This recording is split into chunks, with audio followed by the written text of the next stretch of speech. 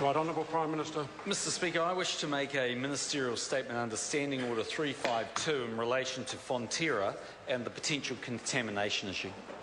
The Right Honourable Prime Minister.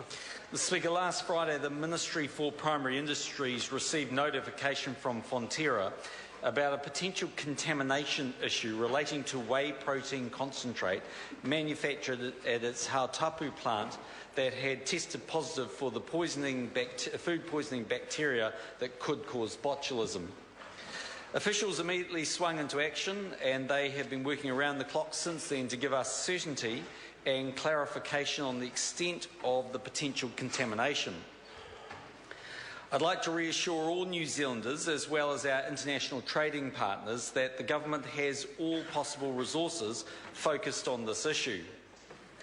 We have established a ministerial response team, and a number of briefings, meetings and teleconferences have been held over the days since the issue first came to the regulator's attention. Our main priority at this point is public safety. There are a number of questions that need to be answered by Fonterra, and it's likely both Fonterra and the Ministry for Primary Industries will hold inquiries after the situation has been resolved, but those questions are for another day, Mr Speaker.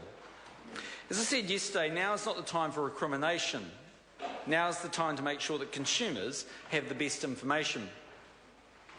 The Ministry for Primary Industries has had staff in Fonterra's Hautapu plant, the site of the contamination, conducting testing, and also staff in Nutricea's offices assisting with the tracking of infant formula product that may contain the contaminated whey protein. It has also put officials into Fonterra's data centres with its agreement to assist in getting absolute clarity on the situation. However, the situation remains fluid, and the information changed a number of times over the first 72 hours. It's why officials in the government have been and will continue to take a conservative, precautionary approach until we get absolute certainty. This issue will obviously have implications for our export markets. We are working closely with our trading partners to keep them informed and to get them the latest information as soon as it comes to hand.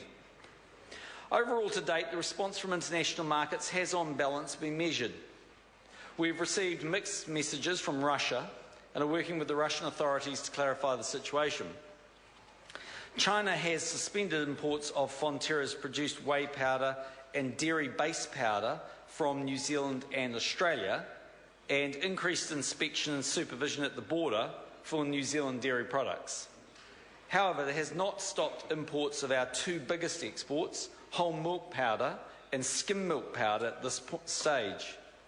Together, these two exports to China were worth around about $2.37 billion over the past year.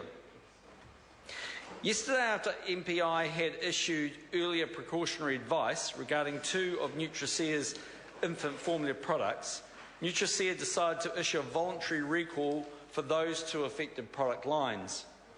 Nutricea Caracare Stage 1 New Baby Infant Formula from birth all batches, and Nutricea Caracare Gold Plus Stage 2 follow-on formula from 6 months all batches. It's important to note the recall does not affect any other Nutricea Caracare products. As I said earlier, the health of consumers is of the utmost importance, and it's critical that these products are recalled until any contamination can be ruled out. Excuse me, Mr. Speaker. Parents and caregivers should move to alternative brands in the meantime until we can get absolute clarity on the situation. The government and officials are working closely with the Food and Grocery Council and retailers to ensure that the two affected product lines are removed from the shelves and to ensure an adequate supply of alternative brands. If any parents or caregivers have any of the recalled product lines at home, they should return it to the shop they bought it from for a refund or dispose of it. Officials and the government will be keeping the New Zealand public completely up to date with all information as it arrives and further clarification is received. In the meantime, I urge all parents and caregivers to refer to the MPI website for the latest and most up-to-date information on the situation. David Shearer. Thank you, Mr Speaker. Our priority today in